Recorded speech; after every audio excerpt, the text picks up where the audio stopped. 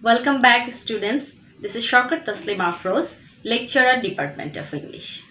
Well, dear students, in my previous videos, I talked about different topics of freehand writing, but never denies the importance of grammar and vocabulary. Well, dear student, isn't it very funny or weird when someone is learning law by doing wrong? Instead of by learning law, they stop doing wrong. Yes, dear students, this is the very reason I'm here today. Today I'm going to talk about an important topic, that is mode. Well, dear students, mode is the manner in which an action in a sentence is presented. So this topic is very important to be expert yourself in English because it will help you to enrich your skills in English by doing reading, writing, speaking, and every sphere. So this topic is very important. So dear students, let's have a look on the board. Well, dear students, I already written here this. What is mode?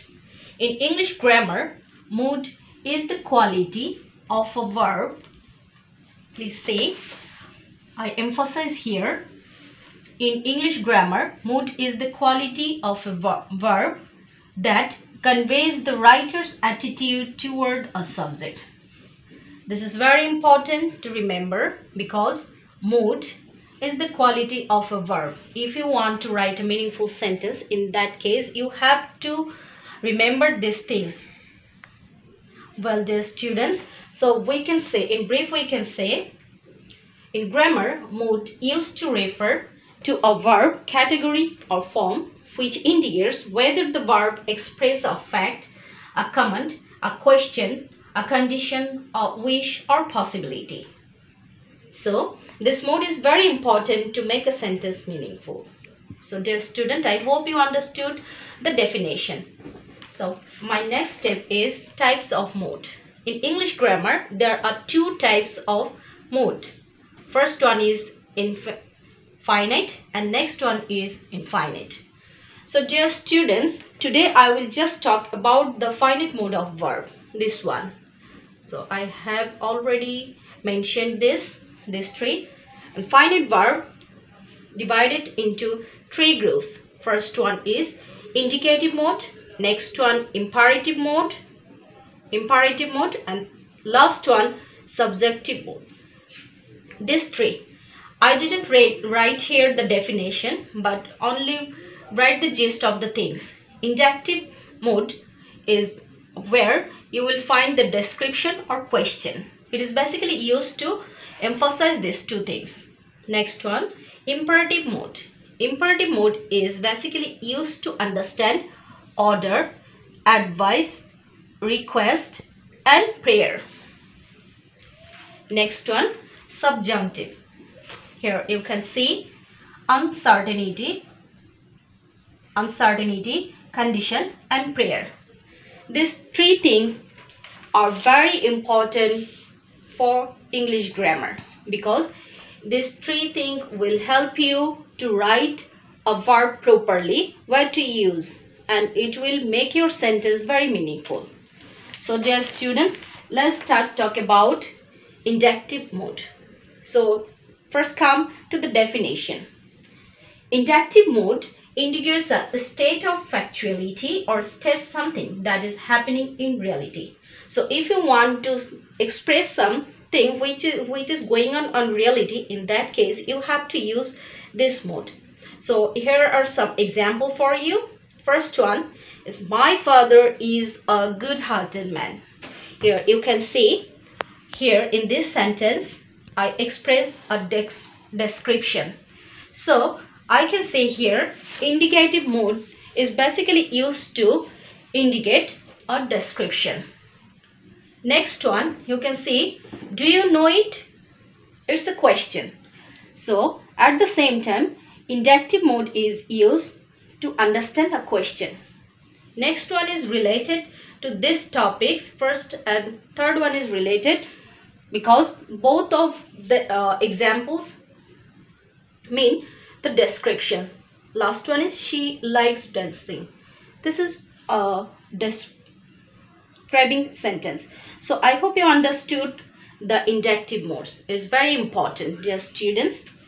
So the inductive mode is the form of a verb that is used to express statements on fact. I hope, dear student, you understood the inductive mode. So let's talk about imperative mode. Okay, now imperative mode. Here are some examples for you, but before I start, I would like to give you the definition.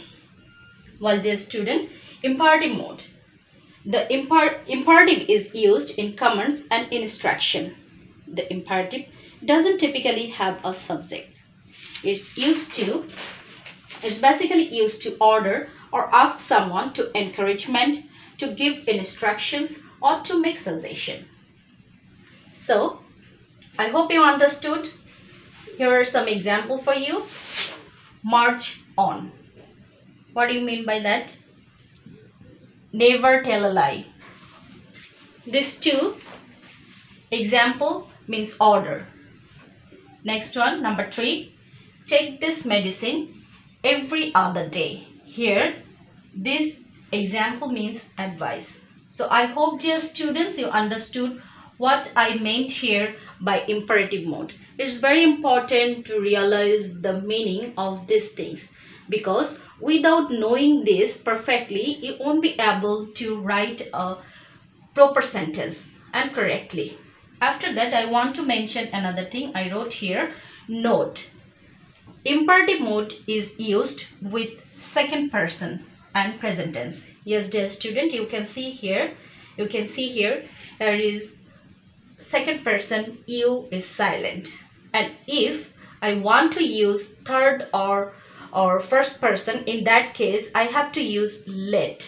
So I wrote here, let will be used if the person is first or third. Here is an example for you. Let me do it. Suppose it's third person, so let them do it. I hope you understood the method imperative mode.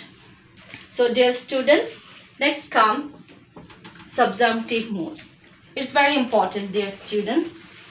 At the same time, I want to mention, I didn't write here the definition. I just want to, before I start, I just want to say the definition. Well, dear student, the subjective mode is used to express a uncertainty, condition, purpose, unreal wishes, or possibility.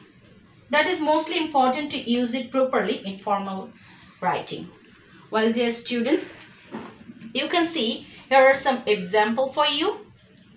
First one is, he may be in the bus stand now. Here you can see the uncertainty. Next one, if you work sincerely, here is a condition. If you work sincerely, you will do good in future. So I wrote here, mentioned here, conditions. I hope you understood the subjunctive mode. Next, one important thing I note here, that is unreal wishes. When any subjunctive mode want to express any unreal wish, in that case, when you want to use V verb, in that case you have to use where. It's very important.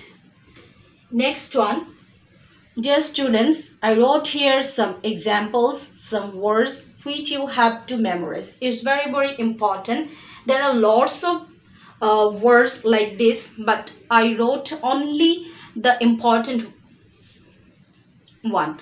So dear student, please give emphasis on these words and memorize this. The words rather found in English. What rather? Subjunctive mode, rather found, English construction with that clause. That means that clause. And with verbs such as. This type of verbs basically used when you want to write a sentence by using that clause. In that case, before that clause, this type of words will be there, and in that case you are not permitted to apply s, es, ed or ing. I mentioned here, so I want to read it out for you. So rather found English construction with that, and with verbs such as advise, ask, command, decree, demand, insist, possess, recommended, request, require, stipulate, suggestion, urge, and etc.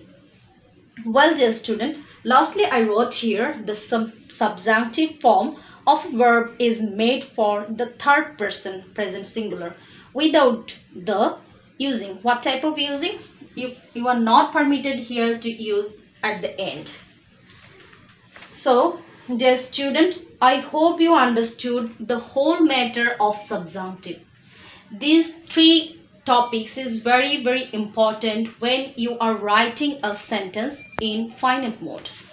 So, hope dear student you understood the whole matter. I want to show you the whole page by partially. First one I want to show the imperative mode, next the subjunctive mode. Well, dear student, please practice on it and hope you understood. Well, dear students, I hope you understood the topic very well, and it's very important to remember.